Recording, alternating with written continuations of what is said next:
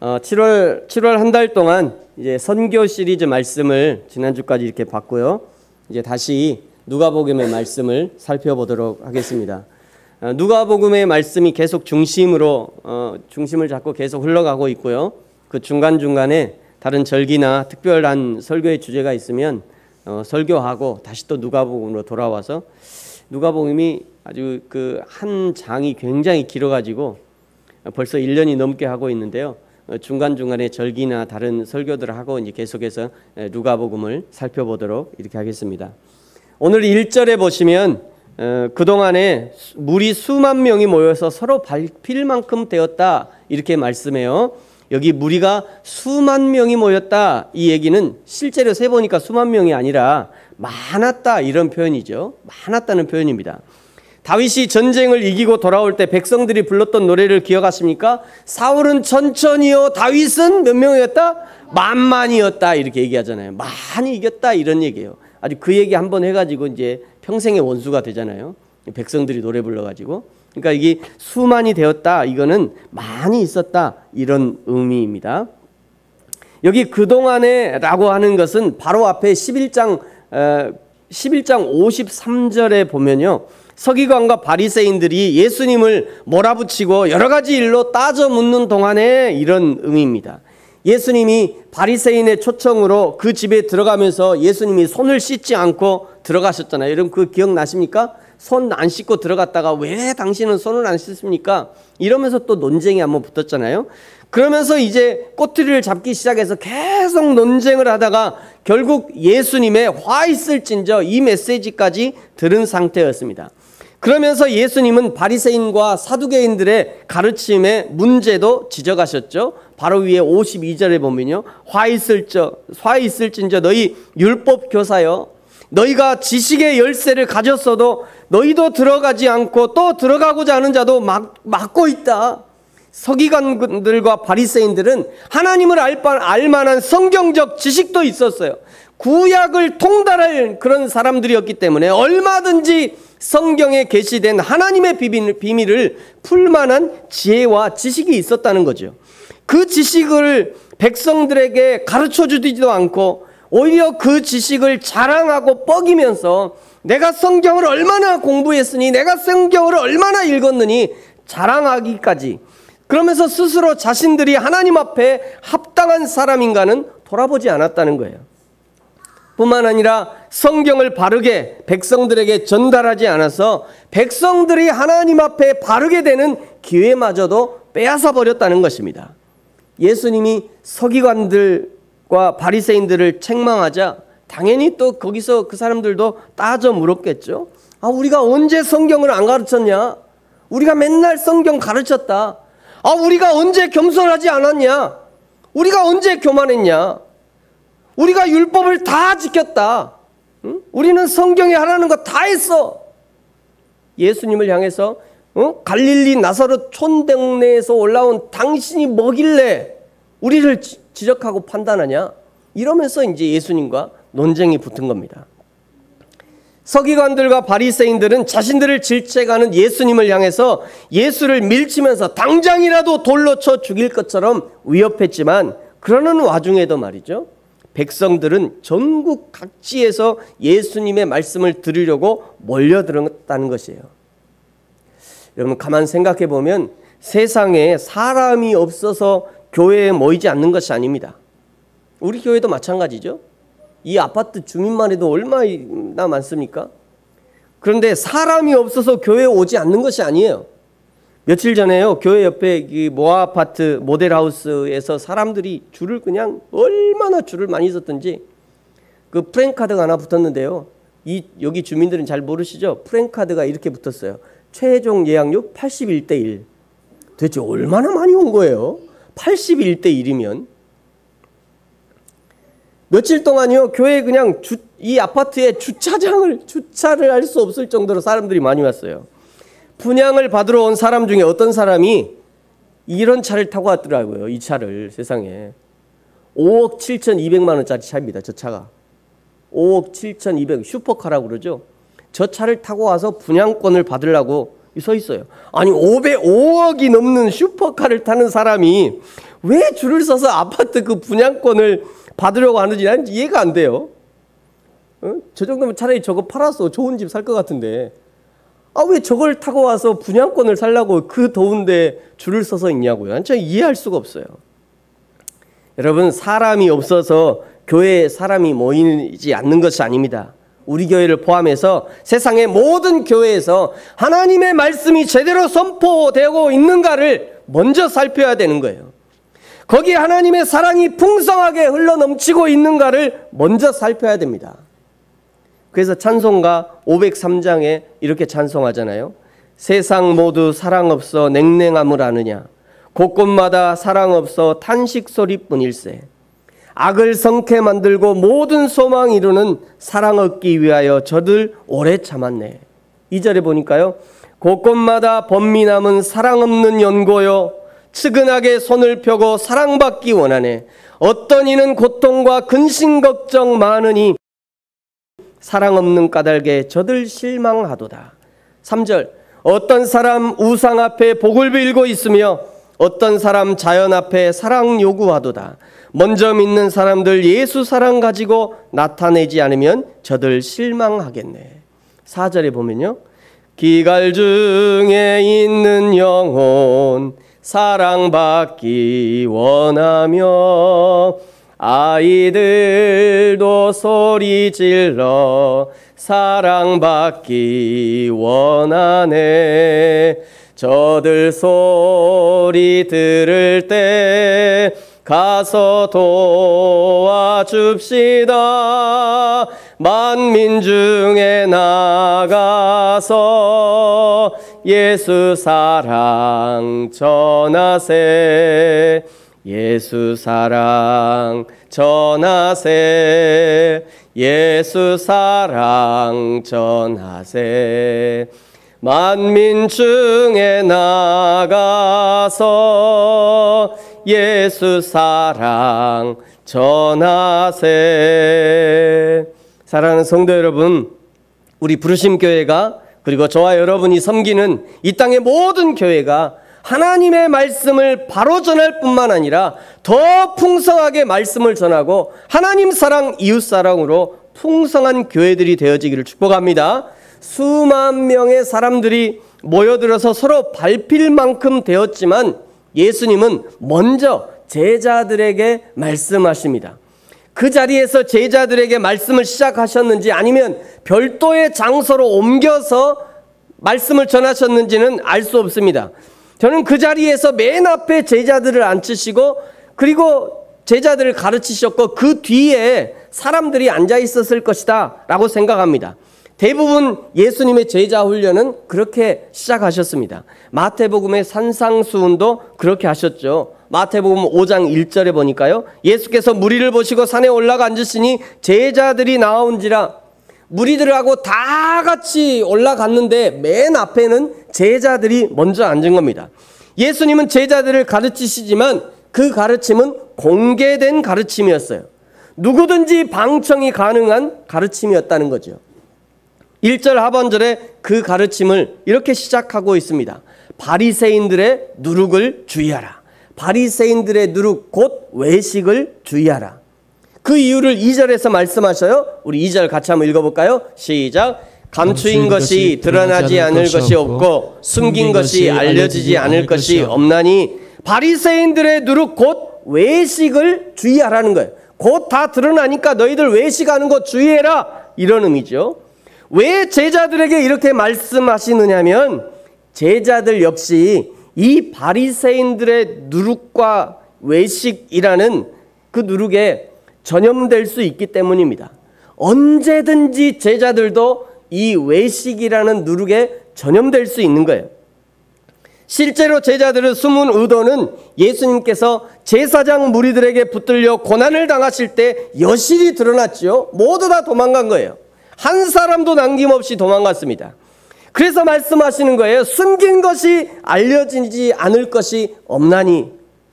설령 이 땅에서 꽁꽁 잘 숨겼다 할지라도 하나님 앞에서 얼굴과 얼굴을 마주하는 것처럼 밝히 드러나는 것입니다. 3절에 보니까요, 어두운 데에서 말한 것은 광명한 데서 들리고 골방에서 한 귓속말은 지붕에서 전파될 것이다. 4절에 예수님이 마치 친구와도 같은 너희 제자들에게 말하는데 몸을 죽이고 그 후에 능히 더 못하는 자들을 두려워하지 말아라. 제자들도 마찬가지죠. 앞으로 저 바리새인들과 서기관들이 너희의 몸을 잡아 죽이려고 하고 실제로 죽겠지만 그러나 그것을 두려워하지 말라는 것입니다. 그러면서 5절에 이렇게 말씀하셨어요. 우리 5절 같이 한번 읽을까요? 시작. 마땅히 두려워할 자를 내가 너희에게 보이리니 곧 죽인 후에 또한 지옥에 던져넣는 권세 있는 그를 두려워하라.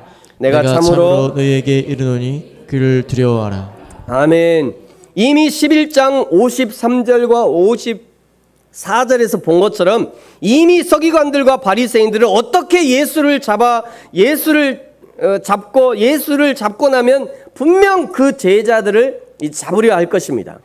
그러니 어찌 보면 예수님의 가실 길이 바로 고난받으심과 십자가의 죽으심인 것처럼 예수님을 따르는 제자들의 길 역시 고난과 순교의 길, 바로 이것인 거예요. 그럼에도 불구하고 두려워하거나 무서워 떨지 말라고 하시는 이유가 무엇이냐? 세상에서 우리를 위협하는 것은 가짜 권세고 죽은 후에 천국과 지옥을 갈라놓는 진짜 권세가 우리 하나님 아버지의 손에 있기 때문인 것이죠.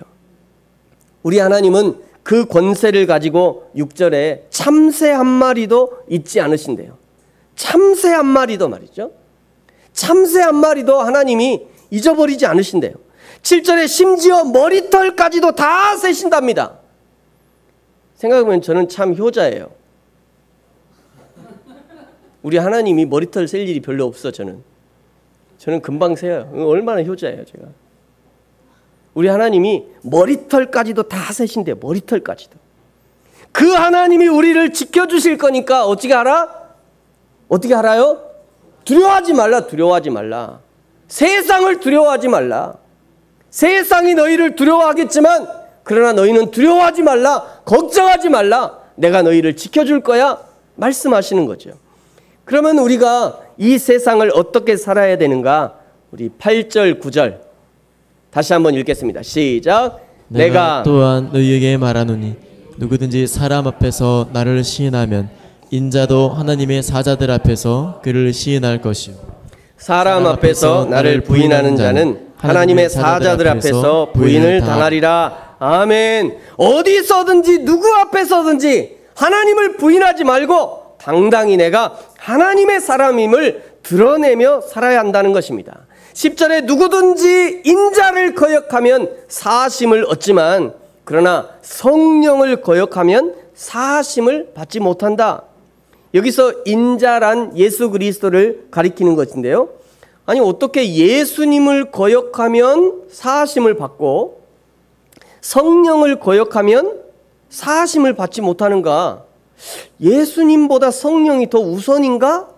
이렇게 생각할 수도 있는데요. 그런 의미가 아니라 여기 인자란 지금 사람으로 오신 예수 그리스도를 말하는 것입니다. 사람으로 오신 예수 그리스도를 통해서 전달되는 복음은 당장 눈앞에서 거부한다 할지라도 다시 들을 수 있는 기회가 주어진다는 거예요. 그래서 오늘 복음을 거부했다 할지라도 그러나 다시 기회가 주어져 복음을 받아들이는 경우들이 있는 것입니다. 전도를 해보면 내가 전도할 때는 안 받아들였는데 똑같은 사람에게 다른 사람이 전도해서 받아들이는 경우가 바로 그런 경우라고 할 수 있겠죠. 그래서 요한복음 4장 36절 이하에 보면 이렇게 말씀하셨어요. 거두는 자가 이미 삭도받고 영생에 이르는 열매를 모으나니 이는 뿌리는 자와 거두는 자가 함께 즐거워하게 하려 함이라. 그런즉 한 사람이 심고 다른 사람이 거둔다 하는 말이 옳도다. 예수님이 그 말이 옳대요. 한 사람은 심고 한 사람은 거둔다는 거예요. 내가 너희로 노력하지 아니한 것을 거두러 보내었나니 다른 사람들은 노력을 하고 너희는 그들이 노력한 것에 참여하였느니라. 이 말씀을 하시는 거예요. 그러므로 오늘 내가 전도해서 열매를 맺었다고 뻐길 것이 없어요. 콧대를 그냥 내가 오늘 전도했더니 사람들이 막 하여튼 나는 전도만 하면 사람들이 막 그냥 교만할 것이 없습니다. 교만할 것이 없어요. 뿌리는 자의 오늘 내가 전도했는데 열매가 맺히지 않았다고 또 낙심할 것도 없어요. 나는 전도에 저런 사람이 꼭 나는 전도에 은사가 없어요. 전도는 은사 아닙니다. 나는 전도에 은사가 없어갖고 나는 진짜 전도가 안 돼. 막 낙심할 거 없어요. 뿌리는 자의 사명이라면 열심히 씨를 뿌려야 합니다. 거두는 자의 사명이라면 열심히 거둬야 돼요. 중요한 것은 뿌리기만 한다고 낙심하지도 말고 자기는 나가기만 하면 열매를 거둔다고 교만하지도 말라는 거예요. 낙심하지도 말고 교만하지도 말라. 교회도 마찬가지 아닙니까? 개척교회 해가지고요. 그러니까 개척교회 해가지고 목회자가 1대1로 부지런히 성도를 키워놓으면 회복시켜 놓으면 말이죠. 이 사람들이 이게 회복된 후에는 사람들이 막 자기 교회 때문에 막 힘들어가지고 목사님 당분간 이 교회 다닐게요. 이래가지고 막 은혜를 받고 막 사람들이 은혜를 받고 사람들이 은혜 받으면 그 다음에 어디로 가요? 이 교회 정착할까요? 본인 교회로 갈까요? 자기 교회에 가는 거예요. 그게 정상이에요, 여러분. 생각해 보면 그게 정상이에요. 그래서 우리 교회도 이제 새벽 예배 많이 오시는데 새벽 예배에 막 그냥 목이 터져라 이렇게 진짜 새벽 예배 열심히 새벽 예배 해가지고 은혜 받으면 우리 교회 정착할 것 같은데 그래 안 하더라고요. 새벽 예배 해갖고 은혜 받으면 그래 아멘이야 역시 내가 우리 교회 가야지. 그리고 주일날 자기 교회로 가. 근데 그게 개척교회 사명이라는 거예요. 근데 그렇게 한 사람들 보고 아이고 내가 진짜 어떻게 내가 당신한테 말씀을 전했는데 이렇게 배신하고 자기 교회로 갈 수 그러지 말라는 거예요. 그러지 말래요. 개척교회 사명인 거예요. 그것이. 당연히 축복해서 보내줘야죠. 내가 어떻게 당신을 키웠는데 막 악담을 퍼부지 말라는 거예요. 개척교회는 개척교회의 사명이 있는 것이고요. 큰 교회는 큰 교회의 사명이 있는 것입니다. 제가 뭐 이 교회 별로 그렇게 좋아하진 않는 교회입니다만 사람들이 많은 교회라서 그냥 보여드린 겁니다. 이렇게 많은 교회도 있어요. 미국에. 근데 작은 교회는 작은 교회의 사명이 있는 것이고요. 큰 교회는 큰 교회의 사명이 있는 거예요. 개척교회는 개척교회의 사명을 감당하는 것이고요. 대형교회는 대형교회의 사명을 감당하는 거예요. 여러분 아십니까? 서울에서 신앙생활하는 70%의 사람들이 대부분 시골에서 올라온 분들이래요.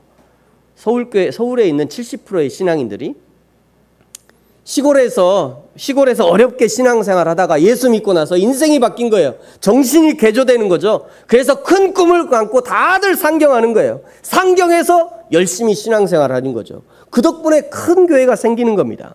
사실은 서울의 대형교회는 저 시골에 있는 작은 교회들에게 빚을 지고 있는 거예요.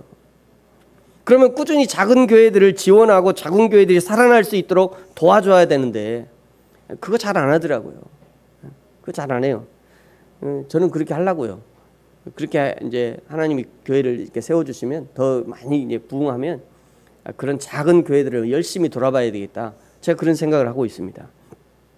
사람으로 오신 예수 그리스도, 사람으로 오신 예수님의 복음은 당장 눈앞에서 거부한다 할지라도 수많은 전도자들을 통해 다시 들을 수 있는 기회가 주어지지만 그러나 성령을 모독하는 자는 사하심을 받지 못한다는 거예요. 성령을 모독한다는 것은 성령 하나님의 존재와 성령 하나님의 사역을 전면적으로 거부하고 부정하는 일이라고 할 수 있습니다. 성령의 권면은 최종적인 권면인 거예요. 성령의 권면은 완전한 권면입니다. 그런데 그 성령의 권면을 거부했다면 더 이상 기회가 주어지지 않는 것입니다. 이것만 봐도 성부와 성자와 성령이 완전히 다른 위격을 갖고 계신 것을 알 수 있죠. 성부와 성자와 성령은 완전한 하나이시지만 그러나 서로의 사역을 간섭하지 아니하시고 침범하지 아니하시고 그러나 또 사역을 협력해서 이루어가는 것입니다. 사랑하는 성도 여러분, 우리에게 오신 성령님, 그 성령님의 일하시고 권면하시고 격려하시는 그 모든 성령의 사역에 믿음으로 순종하고 따르는 저와 여러분이 되어지기를 예수님의 이름으로 축복합니다. 그렇다고 여러분 오해해서는 안 돼요. 성령의 인도하심에 대해서 오해하시면 안 됩니다. 성령이 막 기도했더니 야 현철아 오늘 오른쪽으로 가면 귀인을 만날 것이다. 이렇게 안 해요. 우리 성령님은. 이렇게 또 오해하시는 분들이 계셔. 마치 막 기도하고 철야 기도하고 막 며칠 금식 기도하면 성령이 뿅 나타나고 뿅 뭘 구하느냐. 네가 구하는 거 내가 다 들어주겠다. 알라딘 요술 래프처럼 뿅. 그렇게 안 하신다니까요. 우리 성령님 그렇게 안 하셔요. 그러면 성령은 어떻게 우리를 인도하시냐? 첫 번째, 말씀을 통해서 인도하십니다. 성령은 말씀을 통해서 인도하셔요. 여러분, 그러므로 말씀을 잘 읽고 해석하는 능력을 키워야 되는 거예요. 도우십니까? 아무도 안 괜찮아요? 뭐 이렇게 도우시는 분이 계셔갖고. 여러분, 성령은 첫 번째 말씀을 통해 인도하셔요. 그러므로 우리는 말씀을 잘 해석하고 또 말씀을 잘 읽고 해석하는 그런 능력을 키워야 돼요. 주일 오후에 우리 어성경 읽어진에 공부하고 있잖아요. 이런 세미나를 잘 들으면 성경을 통째로 이해할 수 있고요. 그리고 그 성경의 메시지를 붙잡을 수 있는 거예요. 두 번째, 성경을 통해서 성령의 말씀을 들을 뿐 아니라 두 번째는 사람을 통해서도 하나님의 음성을 듣게 하십니다. 곁에 있는 사랑하는 아내와 남편을 통해서 하나님이 말씀하시는 거예요. 아내를 통해서도 말씀하시고요. 남편을 통해서도 말씀하셔요. 근데 남편들은 아내 말 잘 들어요? 안 들어요? 듣군요. 안 듣는데요. 아내는 남편 말 잘 들어요? 안 들어요? 안 들어요. 희한하게. 제 얘기하는 겁니다, 지금. 다른 얘기가 아니라 제 얘기하는 거예요. 남편들은 아내 말 잘 안 들어요. 신기하게도 안 들어. 아내는요, 남편 말 잘 안 들어요. 희한하더라고요. 왜 그러죠? 가까이에, 하나님이 정말 가까이에 도울 자를 두셨는데도 그 돕는 자의 말을 잘 안 들어요. 신기하게. 이게 사람의 악함이지요. 뿐만 아니라요, 여러분을 사랑하는 교역자들의 말을 좀 귀 기울이는 것이 중요합니다. 굉장히 중요해요. 교역자들의 말에 여러분 귀를 기울이시는 게 좋습니다. 하나님의 사람들을 통해서 성령 하나님이 사람의 인생을 인도하시는 거예요. 지금 이 시대에 성령이 그냥 뿅 나타나고 내 팔을 탁 두고 이 사람이야 이렇게 인도하시는 것이 아니라 이 성경을 통해서 인도하시고요. 또 사람들을 통해서 인도하시는 거예요. 11절과 12절은요. 예수님께서 제자들을 향해서 이제 세상의 권력자들에게 끌려갔을 때 어떻게 해야 할지를 우리에게 알려주십니다. 11절, 12절 같이 한번 읽겠습니다. 시작. 사람이 너희를 낸 자 앞에 끌고 가오든 어떻게 무엇으로 대답하며 무엇으로 말할까 염려하지 말라. 마땅히 할 말을 성령이 곧 그때 너희에게 가르치시리라 하시니라. 아멘. 여기 12절 끝에 곧 그때에 이런 말이 있죠. 곧 그때에 이 표현은요. 제자들이 위기 상황에 처해 있을 때 성령의 도우심이 틀림없이 있을 것이라는 사실을 아주 극적으로 표현하는 말입니다. 성령께서 제자들을 위기 상황으로부터 아주 기적적으로 구출해 준다든가 방해 세력을 분쇄하겠다 이렇게 말하지 아니하시고 꼭 필요한 말을 가르쳐 주신다 이렇게 말씀하시는 거예요. 이것은 성령께서 결코 기적이나 무력을 사용하기보다는 제자들을 평화적인 방법으로 사용하셔서 하나님의 사역에 참여하게 하시고 위기의 상황조차도 하나님의 복음 전파를 할 수 있는 기회로 삼으시는 전공법, 성령의 전공법을 채택하신다는 것을 암시하고 있습니다. 물론 그것의 대가는 순교와 고난과 순교일 것입니다. 그러나 그 고난과 순교의 순간에 지옥의 끝과 같은 그 감옥 가장 깊은 곳에서 있는 사형 집행관에게까지 복음이 증거되는 놀라운 일들이 벌어지게 되는 것이에요. 그것을 지금 성령 하나님이 하시겠다 말씀하고 있는 것입니다.